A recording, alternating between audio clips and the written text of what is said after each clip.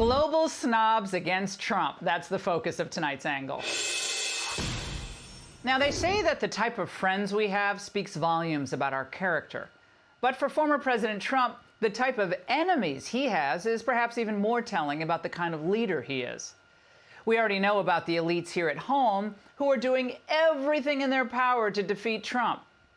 There's billionaire Alex Soros, who met with Tim Walz yesterday. He appeared to be in his favorite genuflect position.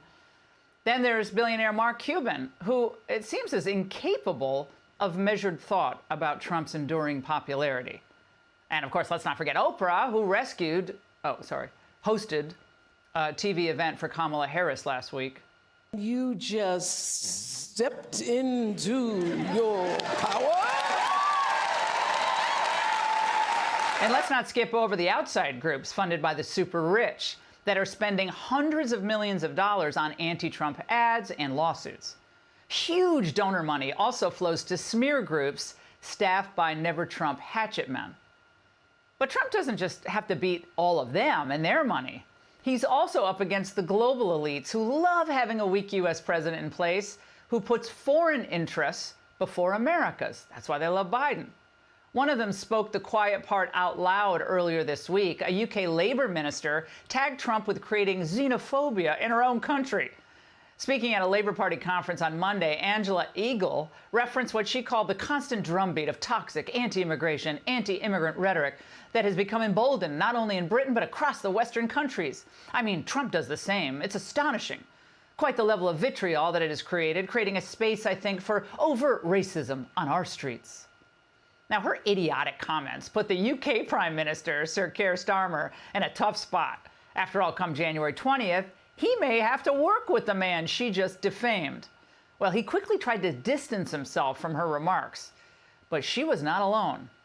The mayor of London, Sadiq Khan, who's previously called Trump a racist, sexist, and homophobe, just issued his own not-so-subtle warning to Americans before they go to vote. What I'd say in a respectful way to Americans is, I don't think you realize that the rest of the world is watching because we've got skin in the game. I seem to remember something about Independence Day, the Revolutionary War, where there was something about how Americans had that inalienable right, Sadiq, to choose their own leaders, regardless of what Britain thinks we should do. Last time I checked, London doesn't have any electoral votes, much less a veto. And thank God, given their lame choices lately. But the world is making it pretty clear. The more you hate America and the American people, especially those ones who voted for Trump in 2016, the more determined you are to support Kamala Harris. Putin already told us whom he prefers. I've said that our so-to-say favorite was the acting president, Mr. Biden. He's been taken out of the race, but he advised all his supporters to support Mrs. Harris. That's what we'll do. We'll support her as well. As for China, they're signaling their support for Democrats, happily engaging in dialogue with Biden's three stooges, Yellen, Blinken, and Austin. And of course, the party's future presidential candidates also get the star treatment there. But Harris and her team, they don't seem to understand that it is the job of the U.S. president, what Jason Miller was just talking about, to look out for the interests of Americans. And so when she's endorsed by foreigners who obviously want to defeat America, or just dislike the American tradition, it sets off alarm bells for American voters.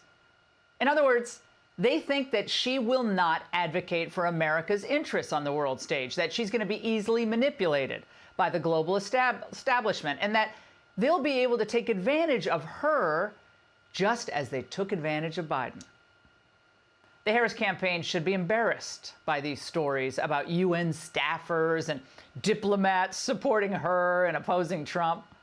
But Harris, she doesn't know what she's doing, so she wears it all as a badge of honor. And it's really a badge of disgrace. The irony is, it was President Trump who presided over a peaceful world. It was President Trump who had no military conflict start on his watch, who got the Abraham Accords done, and who was bringing the nations of the world together. All because his firm, pro-American approach to diplomacy was more effective than all of her type of globalist rhetoric. Peace, as Reagan understood, and as Trump clearly understands, comes through strength. And even assassination threats won't stop him. Our enemies are desperate to prevent Donald Trump from returning to the White House because they know I will make America great again. They don't want that. 4 years ago, our country was feared and respected, and our country will soon be feared and respected again. We have to have that. And that's why we all need to pull together to thwart these attempts and to bring back American strength, power, and prestige. It's also important to understand that there are leaders around the world, though, who do agree with President Trump. Argentina's new president understands the real meaning of freedom. And pay close attention. It's not all about abortion. I want to be clear so that there's no poor misunderstanding here. Argentina is going through a profound process of change currently, has decided to embrace the ideas of freedom. These are ideas that say that all citizens are born free and equal before the law, that we have inalienable rights granted by our Creator to life, to freedom, and to property. Well, I'm sure Harris's people, the global elites, recoiled at Milei's remarks because his words track more closely with our founders than anything that they'd ever say at the UN or anywhere else. On Election Day, I doubt many Americans are going to worry much about what the anti-American snobs at the UN think about Trump or Soros or the crowd. I don't think they're going to be too concerned about Oprah and Taylor Swift making them happy. And I don't think they're going to lose much sleep about Zelensky's opinions. Trump's betting that voters want peace over war. Biden and Harris caused this situation, and now they're locked in. They're locked in. They're not going to be satisfied until they send American kids over to Ukraine, and that's what they're trying to do. And the moms and dads of America don't want their kids fighting Ukraine and Russia, and we're not going to have our soldiers die across the ocean. Americans of all backgrounds, men and women of all races and ethnicities, I think will, in the end, think for themselves before voting. So if you like the status quo with the economy, the border, Ukraine, definitely vote for Kamala. But if you think we need to return to the policies of 2019, vote for the guy who was president then. And that's the angle. It took over 2 months for Kamala Harris to finally sit down for her first solo interview on a major news network. And she decided to do the interview with this lady. I just said I'm not going to vote for her. Is not running for perfect. She's running against Trump. We have two choices. And so there are some things you might not know her answer to. And in 2024, unlike 2016 for a lot of the American people, we know exactly what Trump will do, who he is, and the kind of threat he is to democracy. The problem that a lot of people have with Kamala is we don't know her answer to anything, okay? But you know his answer to everything. Kamala heard that and said, "What are you doing Wednesday?" Stephanie Ruhle is a business analyst on NBC. She's a Trump hater. And the interview focused on the economy, something Kamala can't talk about because if she said what her plan was, she'd lose in a landslide. For those who say these policies aren't for me, what do you say to them? Well, if you are hardworking, if you have the dreams and the ambitions and the aspirations of what I believe you do, you're in my plan. You know, I have to tell you, I really love and am so energized by what I know to be the spirit and character of the American people. We have ambition. We have aspirations. We have dreams. We can see what's possible. We have an incredible work ethic. But not everyone has the access to the opportunities that allow them to achieve those things. My vision for the economy, I call it an opportunity economy, is about making sure that all Americans, wherever they start, wherever they are, have the ability to actually achieve those dreams and those ambitions. I come from the middle class. Look, my mother raised my sister and me. She worked hard. She saved up. By the time I was a teenager, she was able to buy our first home. And, you know, home ownership for too many people in our country now is elusive. You know, gone is the day of everyone thinking they could actually live the American dream. Kamala was just asked about her policies. She rambled and then said the American dream is gone. She's been in power for 4 years and said the American dream's gone. She just sank her campaign. But that was just the beginning. How do you go after price gouging without implementing price controls? Because once we get in this zone, people start to get worried and they say, I don't know what she stands for. So, just to be very frank, I am never going to apologize for going after companies and corporations that take advantage of the desperation of the American people. Yeah, I'm going to go after them. Yes, I'm going to go after them. So price controls are still on the table. That's not going to fly in this country. What about trade policy? Tariffs aren't unique to President Trump. President Biden has tariffs in place. He's actually looking to potentially implement more. Where do you come out on? Is there a good tariff, a bad tariff? Well, part of it is you don't just throw around the idea of just tariffs across the board, and that's part of the problem with Donald Trump. Frankly, I'm going to, and I say this in all sincerity, he's just not very serious about how he thinks about some of these issues. And one must be serious and have a plan, and a real plan that's not just about some talking point ending in an exclamation at a political rally, but actually putting the thought into what will be the return on the investment and what will be the economic impact on everyday people. They just asked her what her trade plan was. She never answered and then said Trump doesn't have one, and then never explained what her plan was. Trump's not serious about trade. He's deadly serious. He won a trade war with China, passed the new NAFTA deal, signed new trade deals with South Korea and Japan. He used tariffs to bring countries to the negotiating table. And we had a great economy with no inflation. I don't know if Kamala Harris knows this, but the Biden-Harris administration kept Trump's tariffs on China, then increased them. Kamala was then asked how she's going to help Americans buy homes they can't afford since inflation drove mortgage rates so high.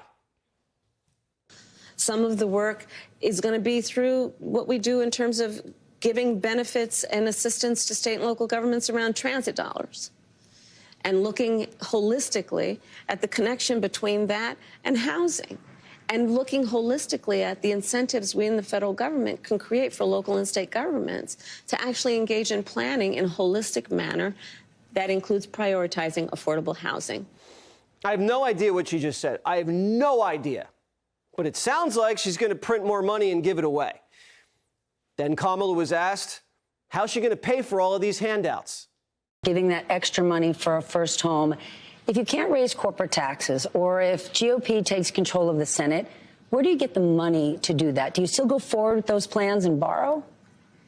Well, but we're going to have to raise corporate taxes, and we're going to have to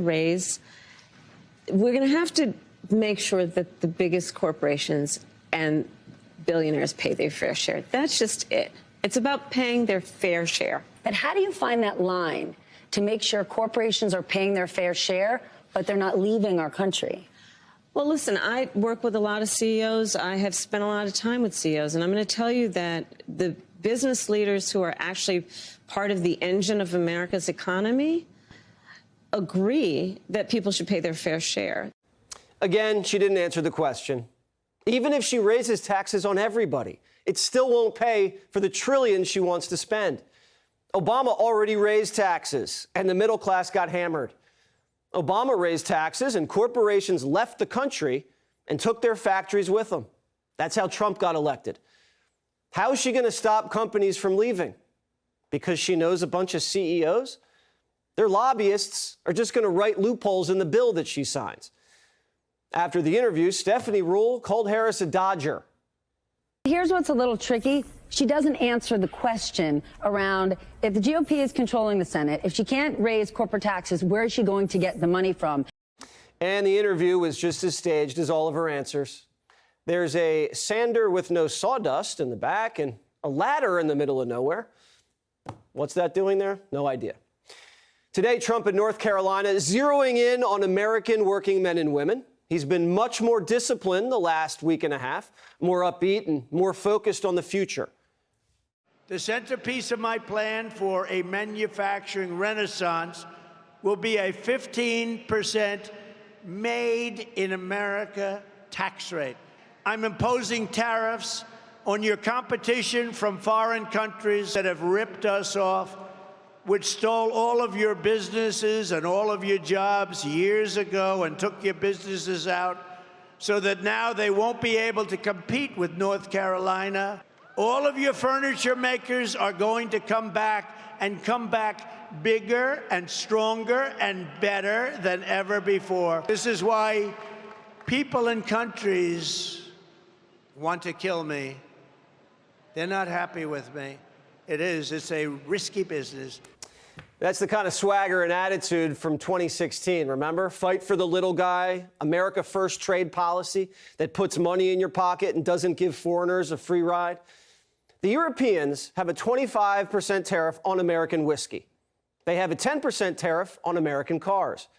Meanwhile, America lets all the European wine and cars come in here duty-free, while our Navy protects their shipping and our nukes protect their safety. The Europeans don't spend any money on their militaries, so they spend it on lavish social safety nets because we pay to protect them. Your tax dollars.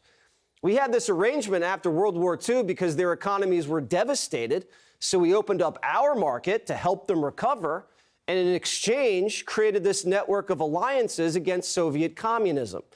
But the Cold War is over, and this isn't fair to the American taxpayer or the American worker. To the workers of this state, when you hear Kamala Harris attack my tariffs today, you wouldn't have anything left in this state if I didn't do what I did. This building would be now shuttered, closed, empty, no jobs, and now it's thriving. Just remember, Kamala's not attacking me. She's attacking your furniture jobs. She's attacking your communities. She's attacking your factories. And she's trying to send all of those jobs to China with everything else. And we're not going to let that happen. Kamala Harris is still pushing globalization after it gutted our jobs and factories. So what is exactly the vice president's economic agenda? Massive welfare checks to buy starter homes? It's only going to trigger more inflation and drive home prices higher. She wants to build more homes, but she spent $7 trillion and she only was able to build 7 car chargers. I'm going to go with the guy who builds for a living. She wants to tax unrealized gains. That idea was laughed out of the room. She wants price controls, again, laughed out of the room. The rest is your typical tax and spend, San Francisco socialist garbage that doesn't work, never has. After 5 days off, Kamala delivered, as they build it, a big economic speech today. And Primetime producers watched it, so I didn't have to. And they told me she didn't say anything. She didn't say anything new, nothing, no new policy, nothing. And the New York Times agreed with Jesse Watters' Primetime, saying she revealed little new about her economic pitch. She just came with the same empty slogans. I call my vision the opportunity economy. What I imagine and believe and call an opportunity economy. Developing and creating an opportunity economy. I intend to create an opportunity economy. Why do we need an opportunity economy if Bidenomics is working? Shouldn't we already have opportunity? Shouldn't she just be running on let's keep going? Well, she is, but she can't say that because everybody knows where we're going is in the wrong direction. Kamala isn't saying how she's going to help. She's just saying she grew up just like you. I grew up in a middle-class family. I grew up a middle-class kid. I grew up a middle-class kid. I was raised as a middle-class kid. But how middle class is she? Kamala was raised in Berkeley, California, by parents with PhDs. One of the nicer neighborhoods in San Francisco. She spent her weekends in Palo Alto, went to private schools, lived in a nice little neighborhood in Montreal, took trips to Jamaica, and then once claimed she worked at McDonald's without any evidence. We don't want to hear Kamala's fake promises, even something like she worked very long and hard hours over French fries at McDonald's. It was a lie. She never worked at McDonald's over the hot French fries. I think I'm going to a McDonald's in 2 weeks, actually, and I'm going to work the French fries because I will have worked longer and harder at McDonald's than she did if I do that even for half an hour. Even people working at McDonald's were better off under Donald Trump than Biden-Harris. Americans got a $7,000 raise under Trump and haven't gotten a raise since. But the Biden-Harris people are saying Americans just have a bad memory. Americans, when you ask the question, are you better off today than you were 4 years ago, many Americans misremember just how bad the economy was 4 years ago and how strong our economic recovery from the pandemic has been. You know, we're being sick of being told that we don't realize how good we have it. Our memories are shot, crime's down, borders secure. We're sick of it. It's actually making traditional Democrats consider the unthinkable. Shantae Villano-Willis isn't sold. Isn't sure the vice president is up to the top job. I've been a Democrat my entire adult life. This has actually been the first year where I was considering voting Republican. Her mother isn't happy. Never thought she'd see a black person president in her life. She did. Now, Kamala Harris is for president. My mother says she don't care what she does, let's just get her in there. And I simply don't feel the same. Kamala's only pretending to fight for you because she knows she's losing you. If she cared, she would have done all the things she's promising to do. Kamala goes to work every day in the White House. Families are suffering now. So if she has a plan, she should stop grandstanding and do it. Just do it. You have a few months left. Do it. We turn our attention to another interview on another network. I didn't think there were other networks. Anyway, Kamala Harris sat down for her first and only solo national interview. How brave of the campaign. With, of course, one of her top supporters at MSDNC, Stephanie Ruhle. Now, she's a big supporter of Kamala Harris. She is rooting for Kamala to win. That's fine in my book. She's a radical left-wing talk show host. Needless to say, this was not a hard-hitting interview with a nonpartisan reporter. By the way, that's okay. I interviewed Donald Trump. I definitely want Donald Trump to win. I'm not shy about it. I say it all the time. We are both members of the press. She fancies herself a journalist. She's not. She's a talk show host like me. I'm honest about who I am. Donald Trump doesn't just talk to yours truly. He answers questions. He does press avails on virtually every outlet on a regular basis. So does J.D. Vance. Even he does it with networks that hate him, which is most of the media mob. So for tonight's appearance on MSDNC, to be Kamala's only solo national television interview, you know, after the 16 minutes and 29 seconds with Tim Walz on fake news CNN, it's troubling, especially when she can't even answer a single question without contradicting herself. For example, here she is vowing to fix the economy.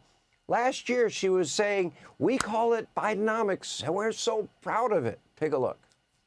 We have aspirations. We have dreams.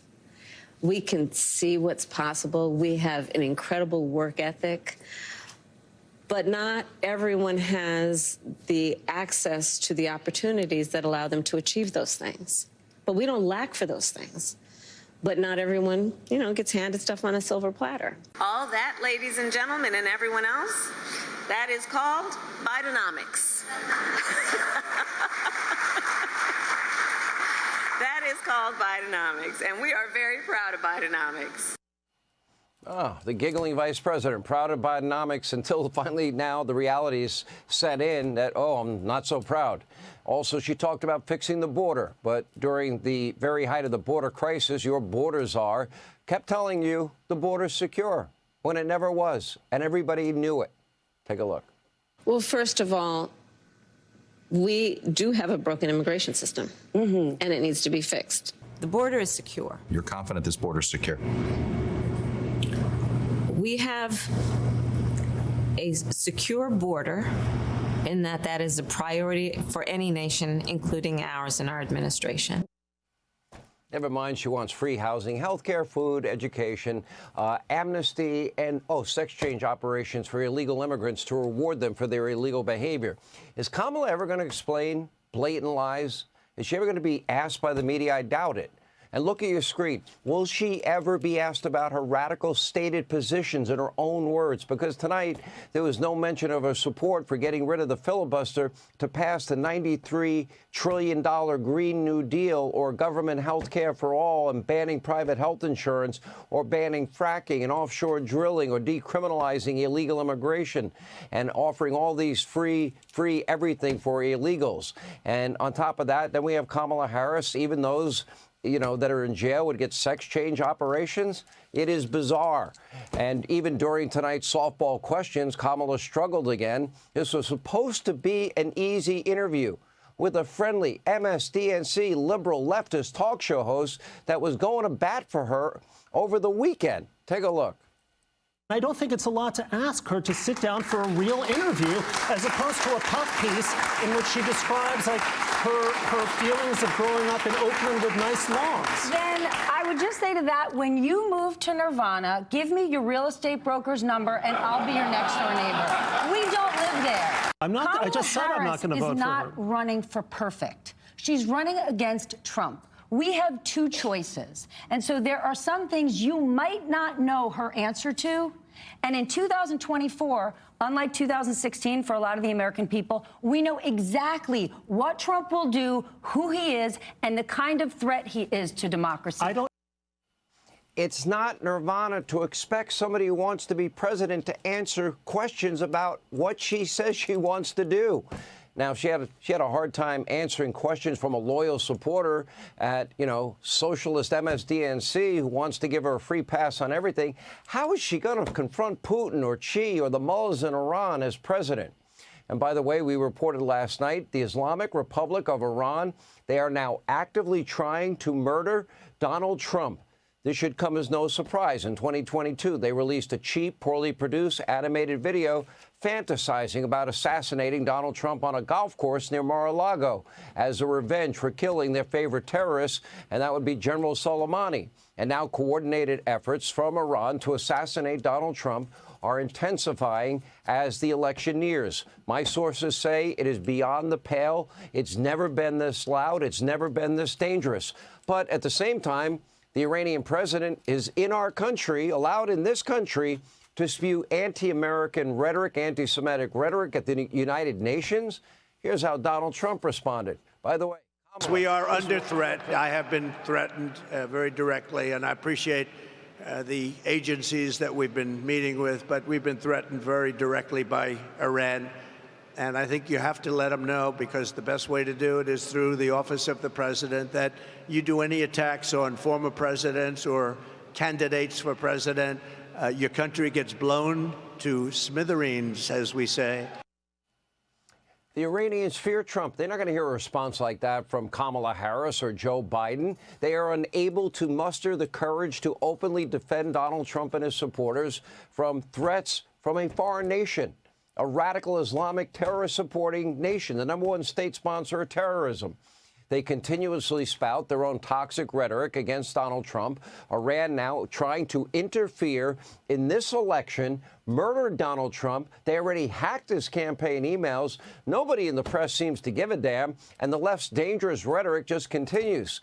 And this includes Biden's idiotic Commerce Secretary, Gina Raimondo, who just called on MSDNC for Donald Trump to be extinguished for good. Take a look. What he says is the opposite. It's just another lie. Like, how did we get here? Let's extinguish him for good. We have an answer. We have a remarkably talented candidate who is sincere, who's pragmatic, who's open. Let's just get it done. And extinguish, you mean vote him out? Yes, absolutely. Yeah. Vote him out. Donald Trump has just survived not one but two assassination attempts, all while Iran is trying to finish the job. And they still didn't sweep the area around Trump International. And a member of Biden's cabinet is calling for Trump to be extinguished for good. Frankly, beyond irresponsible. And by the way, Secret Service, maybe bring her in and ask her what the hell she meant by that. And it's not just Raimondo. On that hard-hitting news show, The View, Joe Biden himself continued to dehumanize Donald Trump, even pretended to squish him like a bug. Lighted two assassination attempts, maybe not the smartest move. Take a look. He's blaming rhetoric from you, that you inspired these two assassination attempts. After all of the calls for violence, take them out, all the rest of it, you know what it is. Don't you think that that is just unbelievable? And what do you say to that? Well, I think he is the most unusual president. No. Look, when I ran, I said I was running. One of the first major speeches I made was before Independence Hall about democracy. That democracy is at stake. Look, Trump is Careful. there's not a lot of social redeeming value there. He just wouldn't go. He was like a bug. He just kept being there. He was like a bug right there. Zzz. So you felt. According to Democrats, the mob, the media, state-run media, Trump is an existential threat to our survival. They say it all the time. They compare him to Hitler. They vilify him around every turn. Some even, after Trump was almost murdered. Take a look. She's a genuine danger to American security. Donald Trump presents a challenge and a threat fundamentally to the republic. Donald Trump is an existential threat to our democracy and our most fundamental freedoms. Don't give them the power. Look, are they a threat to democracy? Yes. Are they going to take our rights away? Yes. Donald Trump presents an existential threat to democracy. He has advertised he is going to transition this country from a democracy to a dictatorship. He is paving the way to become a Vladimir Putin or to become an Adolf Hitler or a Kim Jong-un. That's what he wants to be. We have to defeat a person who is a threat to our democracy. Reckless, irresponsible, and consistent. That's it. This is the new radical, extreme, Marxist, leftist party that wants to get in power. This isn't new. The left in this country has openly been fantasizing about Donald Trump's demise for years, and nobody's been held accountable. Take a look. That man cannot see public office again. He is not only unfit, he is destructive to our democracy, and he has to be eliminated. The donor class can't just sit back on the sidelines and say, "Oh well, don't worry, this will all work itself out." They're still going to have to go out and put a bullet in Donald Trump, and that's a fact. Yes, I have thought an awful lot about blowing up the White House. When was the last time an actor assassinated a president? I want to clarify, I'm not an actor. I lie for a living. However, it's been a while. And maybe it's time. How dare he say the things he does? Of course I want to punch him in the face. Right. Press always asks me, don't I wish I were debating him? No, I wish we were in high school. I could take him behind the gym. That's what I wish. And with this kind of inspiration, I will go and take Trump out tonight. Eliminated, put a bullet in Trump, blow up the White House. When's the last time an actor murdered a president? I will take him out tonight. If you're a Trump hater or a Democrat, the media mob, you'll get a pass. Your violent rhetoric, you can joke about killing a president. You can even glorify violent crime and rioting. In fact, the current Democratic nominee for president, Kamala Harris, she has done both. Take a look. If you had to be stuck in an elevator with either President Trump, Mike Pence, or Jeff Sessions, who would it be? Does one of us have to come out alive? They're not going to stop before Election Day in November, and they're not going to stop after Election Day. And that should be, everyone should take note of that on both levels, that this isn't, they're not going to let up, and they should not. Trump is a threat to our democracy, and he only fights for himself, not you. They said, well, do you think Trump is responsible for what happened? And I said, well, look, I mean, obviously he didn't pull the trigger, but he's certainly been tweeting out the ammunition. The rioters won't stop, they shouldn't stop, or we're not going to stop supporting them. And by the way, a lot of this said after the assassination attempt, 2 now against Donald Trump. But if the roles were reversed, can you imagine the hysteria, state-run media mob? It would be on a whole new level. Keep in mind, the would-be assassin on Trump's golf course in West Palm Beach, Florida, mere 300 yards away from the former president who was heading in his direction, hiding in an area never swept by the Secret Service, even though they knew about this Iranian threat, even though unauthorized paparazzi were known to post up there. Meanwhile, the shooter in Butler, PA, less than 150 yards away from the president on a rooftop in plain sight when he fired several rounds. And tonight, preliminary Senate report out on the assassination attempts in Butler, Pennsylvania. Startling failures of the Secret Service. The only drone visuals controlled by an agent who had just 1 hour of informal training on the device, had to call a toll-free number for technical help with the drone he's operating. More alarming, the lead Secret Service agent at the rally was aware of credible intelligence about a threat against Trump, but never passed it along to his fellow agents. Meanwhile, the on-site communications, a complete disaster. Secret Service agents observed local law enforcement running to the building, guns drawn, where the shooter was stationed, but didn't know what was happening. I mean, what's going on here? Then this doesn't take away from the heroism of the agents in Butler or the agents in West Palm Beach around President Trump. There have been numerous disasters during the Biden-Harris administration for nearly 4 years, one crisis after another, self-imposed. If you're looking for someone to blame, start at the top, work your way down. Take a look. As vice president, there wasn't a single thing that I did that she couldn't do. And so I was able to delegate her responsibility on everything from foreign policy to domestic policy. After the last 4 years, that is probably the single worst thing Biden could have said about Harris. She might be an even less competent, more extreme version of Joe. In fact, the New York Post just uncovered Kamala's past support for handgun confiscation. And by the way, she'd blow somebody away in her house, and she's packing. Just added to the list that's growing about Kamala's radical positions that make her the most extreme, radical candidate to ever run for that office. You filthy people. I know what you're thinking. Happy Wednesday, everyone. So Joe Biden appeared on The View today, where co-host Sarah Haynes said it's like having one of the Beatles at the table. True, if you're talking about George or John. I thought more like Yoko. Kamala Harris will visit the southern border on Friday. She said she's looking forward to finally meeting Justin Trudeau. Speaking of Harris, at the last debate, she said she was a middle-class kid. However, it appears Harris enjoyed things most middle-class kids didn't, like living abroad, private school, growing up in some of the wealthiest places on earth. The only thing she didn't enjoy was a nanny, unlike her husband. Took a long way to That get was there, a but long we way got for there. a cheap joke. You're welcome, America. New CDC data shows that U.S. obesity rates have fallen for the first time ever.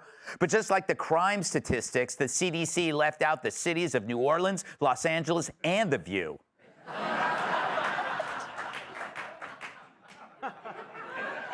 Reports claim that a U.S. woman died inside Switzerland's new suicide pod.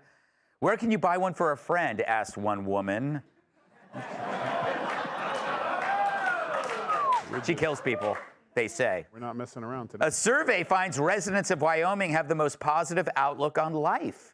Researchers could only find 3 residents with a negative attitude about the future: Liz Cheney, Dick Cheney, and a snow-covered buffalo.